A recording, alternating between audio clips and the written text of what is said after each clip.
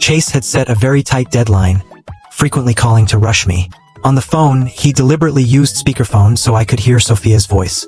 Sophia played along with her new boyfriends showing off, speaking to him in sweet nothings, like an obedient kitten. As I worked on the portrait, uncontrollable images of her floated through my mind, down to the tiniest details like her slightly curled eyelashes and the wisps of hair moved by the breeze. The clearer the memories, the more my head hurt. I had to rely on painkillers to resist the urge to bang my head against the wall. The sunset was particularly challenging to capture. Mixing colors, applying ink, blending, the entire process was extremely tedious. For 5 days, I barely slept or rested. Meals were simple toast and milk. I was in a very poor state. When I put down the final brush stroke, I gazed at the completed work. In the oil painting, Sophia's smile wasn't exactly like the photo. It incorporated more of the beauty I remembered.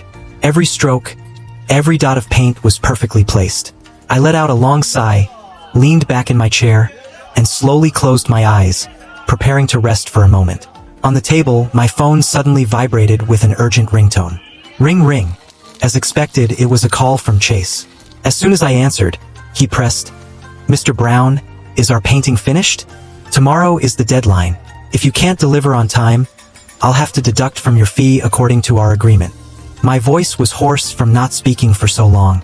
I had to cough a couple of times to clear my throat. Ahem, Mr. Smith, the oil painting is complete. When would be convenient for you? I can deliver it to you. Chase seemed surprised, pausing for a moment before saying, "Well then, how about now? Bring it to our home." After agreeing, I hung up the phone. Since the painting had just been completed and the paint wasn't completely dry, I had to take extra care in packaging it properly. When I stood up, my head suddenly spun. My legs weakened, and I nearly fell to the ground. I steadied myself against the table, shaking my head weakly, and muttered, "After I deliver the painting, I really need to get some good rest." Carrying the canvas, I went downstairs, hailed a taxi, and gave the driver the all-too-familiar address. Leaning my head against the window, I unknowingly dozed off. The taxi stopped and started according to traffic lights, finally pulling over at the edge of a suburban area.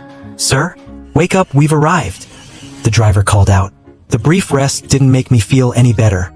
If anything, I felt even more lethargic. I groggily paid the fare and got out of the car, my steps unsteady. I forced myself to walk to the front door of the villa and raised my hand to press the doorbell. Ding dong, ding dong. Whether intentionally or not, the doorbell rang for a long time with no one coming to answer. I could feel my breathing becoming rapid and my heart palpitating irregularly. My body was sending out warning signals. After an agonizing wait, the door finally opened. Chase was wearing a bathrobe, his hair wet as if he had just showered. "Sorry about that, Mr. Brown. I was just making love to my girlfriend," he apologized, though his words were clearly meant to show